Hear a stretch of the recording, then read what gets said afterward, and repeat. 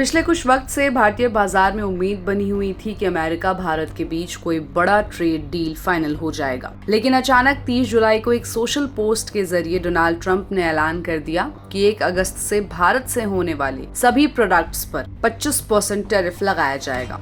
इसके साथ ही ट्रंप ने भारत द्वारा रशियन तेल और डिफेंस खरीद पर पेनल्टी लगाने का भी इशारा किया है। ये सिर्फ एक ट्रेड वॉर नहीं था, एक बड़ा आर्थिक और स्ट्रैटेजिक झटका था जिसने भारत की जीडीपी उम्मीदों, एक्सपोर्ट सेक्टर और रुपए की स्थिति तक को हिला दिया। अगर ये टैरिफ पूरी तरह से लागू होती है तो भारतीय इकोनॉमी को लगभग $30 बिलियन यानी करीब 2.5 लाख करोड़ रुपए तक का नुकसान हो सकता है। इसका मतलब है कि इंडिया की जीडीपी ग्रोथ में 0.7 से 0.8% तक की गिरावट देखने को मिल सकती है।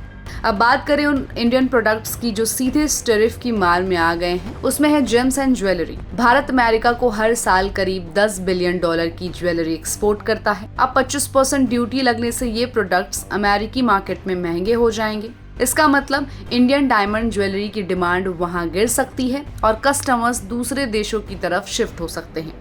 दूसरा है टेक्सटाइल एंड गारमेंट्स। भारतीय गारमेंट्स पहले ही वियतनाम, बांग्लादेश और इंडोनेशिया जैसे देशों से मुकाबला कर रहे थे।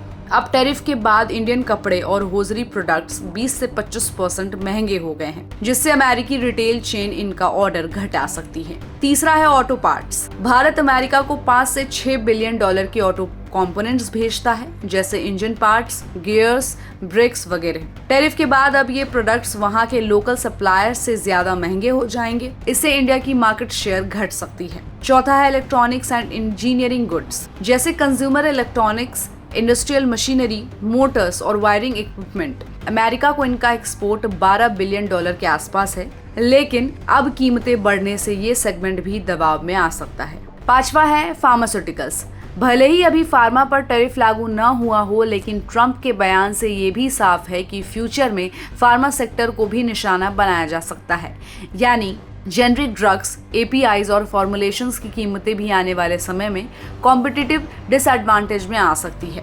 इस टैरिफ की वजह से सिर्फ एक्सपोर्ट कम नहीं होगा, बल्कि इंडियन प्रोडक्ट्स की ब्रांड वैल्यू और अमेरिकी मार्केट में भरोसे पर भी असर पड़ेगा। जहां पहले मेड इन इंडिया टैग किफायती क्वालिटी के लिए पहचाना जाता था, अब वही प्रोडक्ट 25% महंगे होकर यूएस के रिटेल कस्टमर्स के लिए अनअट्रैक्टिव लग सकते हैं। इससे लॉन्ग टर्म बायर्स भी सप्लाई चेन बदल सकते हैं, और जब एक्सपोर्ट घटता है तो उसका असर फैक्ट्रियों, मजदूरों, एमएसएमईज और इनसे जुड़ी पूरी सप्लाई चेन पर पड़ता है, जिसका असर फिर डोमेस्टिक डिमांड और रोजगार तक पहुंच जाता है। इस पूरे सिनेरियो ने फॉरेन इन्वेस्टर्स को भी सतर्क कर दिया है। जुलाई में एफआईआईज पहले ही करीब $2 बिलियन की बिकवाली कर चुके हैं। अब इस टैरिफ से इनफ्लोज और घट सकते हैं। डॉलर के मुकाबले रुपया भी टूटकर 87.8 रुपए के आसपास पहुंच गया है, जिससे इंपोर्ट कॉस्ट और इन्फ्लेशन दोनों पर दबाव बढ़ेगा। इतना ही नहीं, ट्रंप ने भारत के रशिया से तेल और डिफेंस सौदों पर नाराजगी जताकर इस पूरे मुद्दे को एक डिप्लोमेटिक शक्ल भी दे दी है, यानी ये सिर्फ टैरिफ नहीं बल्कि दबाव बनाने की स्ट्रैटेजी भी है।